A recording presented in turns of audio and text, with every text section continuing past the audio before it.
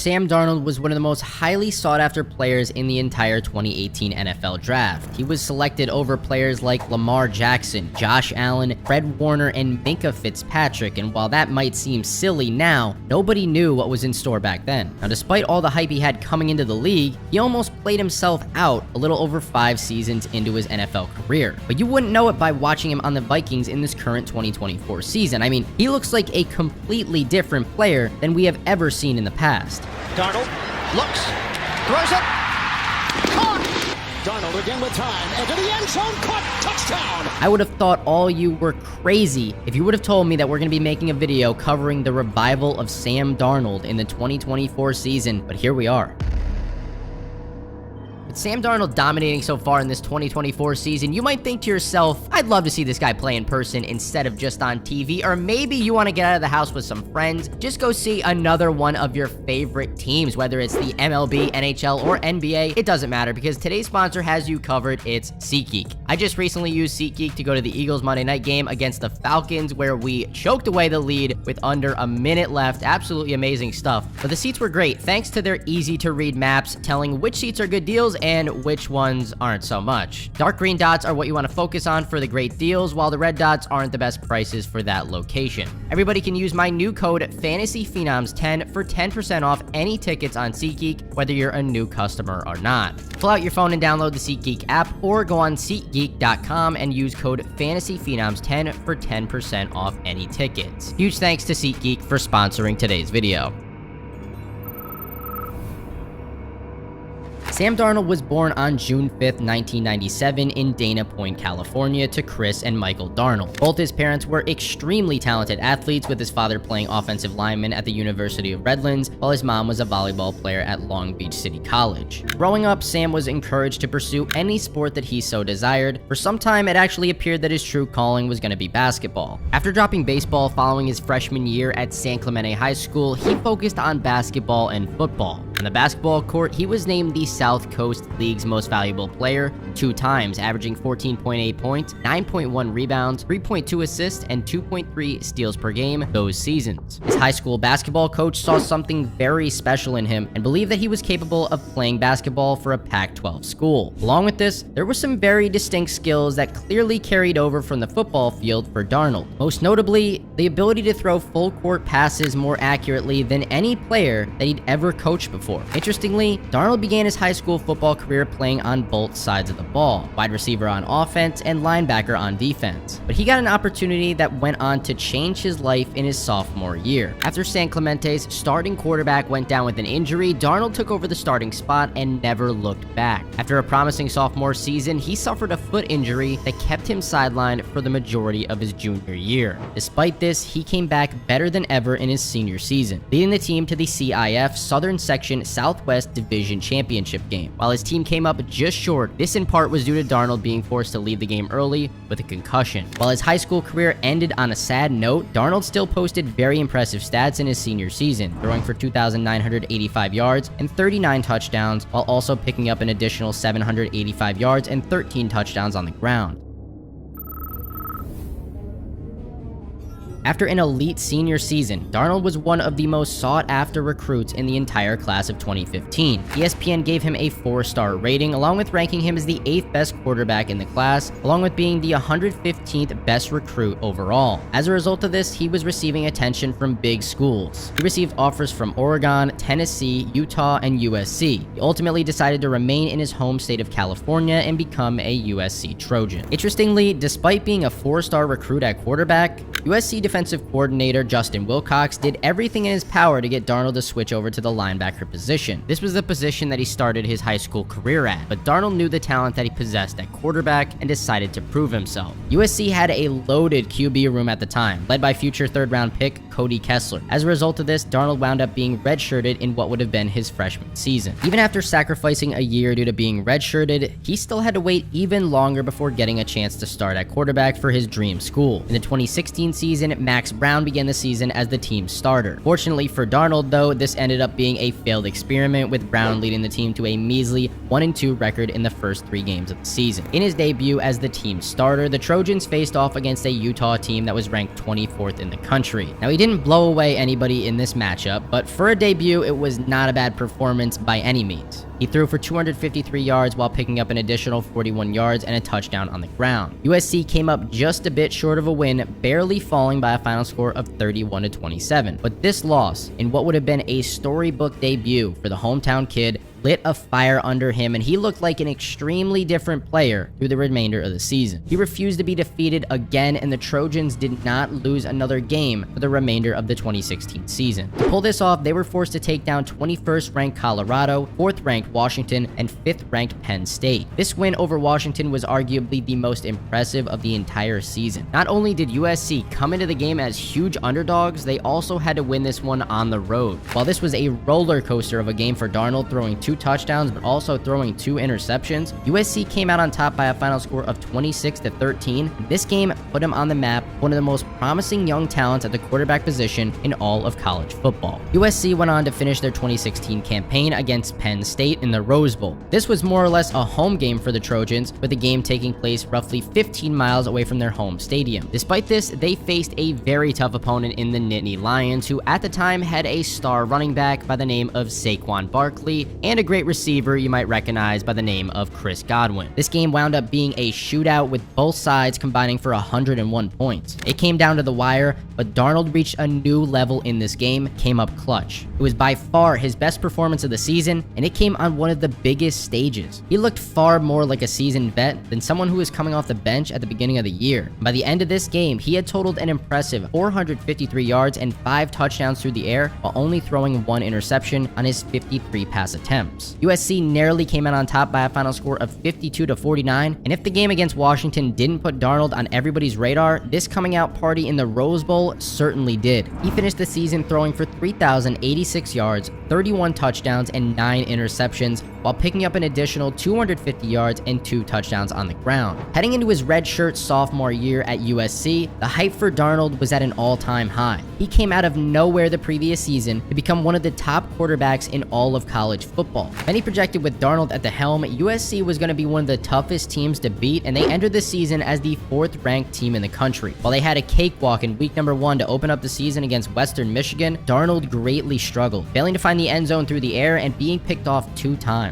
Despite the rough opening day performance from their quarterback, the Trojans still won that game 49-31. Their first real test of the year came in the following week against 14th ranked Stanford. This wound up being a huge blowout in USC's favor, coming out on top by a final score of 42-24. Darnold looked like an entirely different player in this game compared to the week prior, throwing for over 300 yards and 4 touchdowns. While the Trojans hung around a top 5 ranking, the house of cards began to fall when they took on 16th ranked Washington State. This was another rough day from Darnold through the air, failing for the second time this season to throw for a touchdown. Along with this, the rest of the team was unable to pick up the slack, and USC fell by a final score of 30-27. This tough loss dropped them all the way down to 14th in the top 25 rankings. It was a couple of weeks before they got a chance to redeem themselves in another top 15 matchup, getting their chance against 13th ranked Notre Dame. But unfortunately, once again, they failed to seize the moment. This time, USC was dismantled, falling by a final score of 49-14. It's very tough to try to pin the entire loss on Darnold here. He did have a decent showing against a very talented Notre Dame defense, throwing for 229 yards and 2 touchdowns. This loss, though, more or less guaranteed that the Trojans were not going to make the college football playoffs in what was set to be a year of destiny for them. While they failed to make the playoffs, they did make an appearance in the Cotton Bowl, taking on 5th ranked Ohio State. This was a star-studded Buckeye defense that featured 3 future top 5 picks in Nick Bosa, Chase Young, and Denzel Ward. While Denzel Ward ultimately sat out of this game, Ohio State still featured an elite pass rush that made Darnold's final game at USC one that he would rather forget.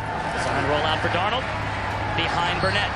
Another blitz, a rollout for Darnold, off his back foot to the sideline, incomplete. 3rd down and long. Darnold under pressure and sacked. Sam Hubbard again. Man rush. Darnold under pressure, hit from behind. The ball's out. Is it another USC giveaway? This was a very sour note for him to go out on, throwing for 356 yards, 0 touchdowns, and an interception. Along with this, USC was buried by a final score of 24-7. Despite the rough end of the year, Darnold still had a very great season, finishing his 2017 campaign recording 4,143 yards, 26 touchdowns, and 13 interceptions through the air, while picking up an additional 82 yards and 5 touchdowns on the ground. He led the Pac-12 in passing yards, but he also led the conference in interceptions as well. Heading into the 2018 NFL Draft, scouts could not get enough of Darnold. He was given a 7.1 prospect rank out of 8 by NFL.com, and he was deemed a future Pro Bowl talent. Many believe that he was set to be a top 3 pick, with some going as far to say that he could go number 1 off the board. He was drawing comparisons to Andrew Luck at the time, and it also seemed guaranteed that Darnold was well on his way to being the future face of a franchise. After the Cleveland Browns and New York Giants selected Baker Mayfield and Saquon Barkley respectively, the New York Jets did not hesitate at all to snatch up Darnold with the 3rd overall pick. Now, many believe that the Jets could not have found a better player with this pick, and they just found their franchise quarterback here. However, knowing what we know now, this pick was a blown opportunity, with the team passing on both Josh Allen and Lamar Jackson.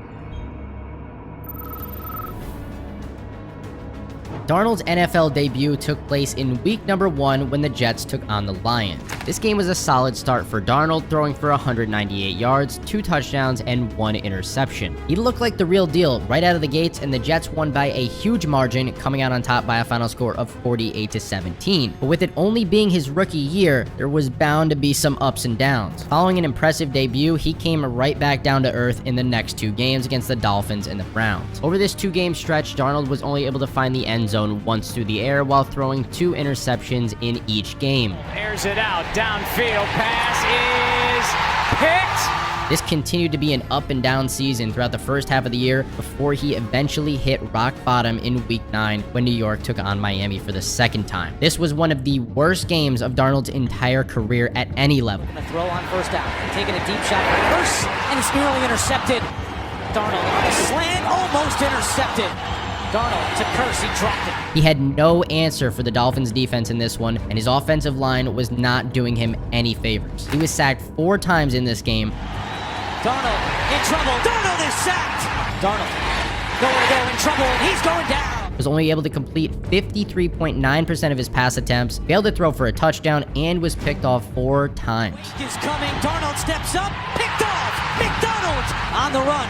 Throws it deep in the direction of Curse, and it's intercepted. But the cherry on top, despite the inability of Darnold to get anything going, the Jets defense still kept them in this game until the very end. They only ended up losing 13-6. He missed the following 3 games with a sprained foot injury, and in the following few games that he returned in, he had to go head-to-head with Josh Allen, Deshaun Watson, and Aaron Rodgers. A rookie Darnold surprisingly held his own in each of these 3 matchups, especially against the Packers, where he torched them for 341 yards, 3 touchdowns, and 0 interceptions, setting a season high in passing yards and tying his season high in passing touchdowns. Darnold to McGuire. Elijah McGuire inside the 5, the end zone. Despite this very promising performance from Darnold, the Jets still went home with a 44-38 loss. While his rookie season definitely had its low points, it wound up being a solid showing from a rookie quarterback, throwing for 2,865 yards, 17 touchdowns, and 15 interceptions. The 2019 season was one that was remembered much less favorably for Darnold than it actually was. Following a solid opening week to the season, he missed the next 3 games after he caught mono. While he had a very solid comeback from this in week number 6 against Dallas, arguably the lowest point of his entire career came in the next game against the Patriots. While in the past, he had some of his biggest performances when the lights were the brightest, like his elite showing against Penn State in the Rose Bowl, Darnold did not show up in this Monday night matchup against a very tough, undefeated New England Patriots team. This was even worse than his game against the Dolphins the year prior. Pressure off the edge, ball is out, and the It was clear that something was going on in this game, and Darnold was unfortunately caught on a hot mic telling someone that he was seeing ghosts. seen ghosts. While this is a hilarious quote, it also pointed to a bigger issue that had greatly been holding him back throughout his stint with the Jets. This being that his offensive line time and time again would keep letting him down. In one game this season, he suffered 8 sacks in a single game. The ghost that he was referring to in this quote was sensing pass rushers and feeling like he was about to get sacked when in reality, no one was there. Now, despite these ghosts throughout the season, Darnold still had one of his best statistical years. He threw for 3,024 yards, 19 touchdowns, and 13 interceptions while leading the Jets to a winning 7-6 record as a starter. While there were some promising moments in his first 2 years as a Jet, the same could not be said about the 2020 season. Almost everything that could have went wrong did. He suffered through a sprained shoulder for the majority of the year, and it was obvious that this was having a negative effect on his passing. He threw more interceptions than touchdowns this season and led New York to a horrendous 2-10 record as a starter. In the offseason, after just 3 years with the team, the Jets had finally seen enough and were ready to get rid of the player who was meant to be one day their franchise quarterback. Darnold was traded to the Carolina Panthers for a 2021 6th-round pick, along with a 2nd and a 4th-round pick of the 2022 draft. Many believe that a change of scenery was exactly what Darnold needed. However, he quickly proved even his biggest optimists wrong here. Somehow, he had an even worse season through the air than he did the previous year with the Jets. He once again suffered another shoulder injury that could be the explanation for why he finished the season with only 9 touchdowns and 13 interceptions. In the offseason, the Panthers traded for Baker Mayfield, and it appeared that Darnold had already played himself out of ever being a starting quarterback again. Things went from bad to worse for him when he suffered an ankle sprain that kept him on IR until week number 9. That's one of those where you get up and you think you're okay, and you go back down because your mind says, I'm good, but your body says, you better sit back down. Despite being healthy, Darnold still had to wait almost another month before he saw the field in any action. He looked like a completely different player though in his return, which was great. He keeps Darnold to the end zone, and that's a Panthers touchdown. In his 6 starts, he led the Panthers to a 4-2 record while throwing for 1,143 yards, 7 touchdowns, and 3 interceptions. While it appeared that the tides could finally be turning for Darnold and he may end up being a starting caliber player after all, there was not much of a market for him in free agency. This led to him signing with the San Francisco 49ers to back up Brock Purdy. While this was a much less glorious role than any other one that he's had since his freshman year of high school, he took it in stride. It appears that sitting back and learning while practicing with a bunch of elite weapons was exactly what Darnold needed. He only had 1 start in the 2023 season where he had a pretty solid showing. Comes up throwing, Ronnie Bell, fingertip grab. No longer having the pressure to turn around a dying franchise appeared to take the weight off his shoulders. He was playing much more relaxed. Oh, they're trying to throw to that side. It's deflected and it's picked off. Darnold, couple of clutches, tight window toss. It is a touchdown to Ronnie Bell. This past offseason, he left the 49ers and signed with the Vikings, expecting to take a backup role to rookie J.J. McCarthy. But following an injury to McCarthy, Darnold was given the starting job, and he has proved all the doubters wrong thus far. Many believe that the Vikings season had come to a premature end following that injury to their rookie quarterback. However, 4 weeks into the season, Darnold has statistically been one of the best at the position. He's already thrown for 932 yards, 11 touchdowns, and 3 interceptions while completing 68.9% of his pass attempt. Along with this, he's led Minnesota to an undefeated 4-0 record, and 3 out of 4 of these games have not been easy matchups. Sorry to all those Giants fans out there. Week number 2, they beat a very talented 49ers team, even with all their injuries. Saw one back to pass.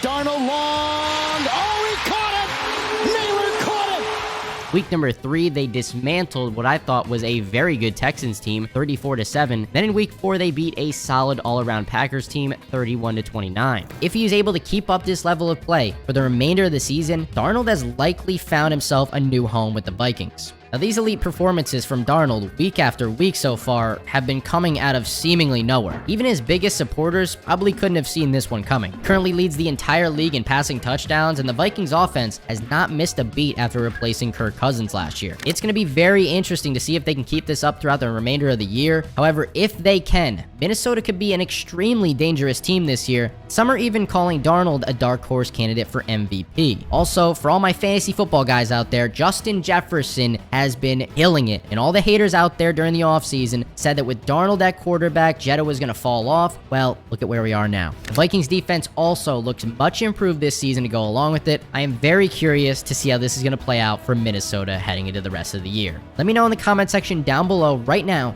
what you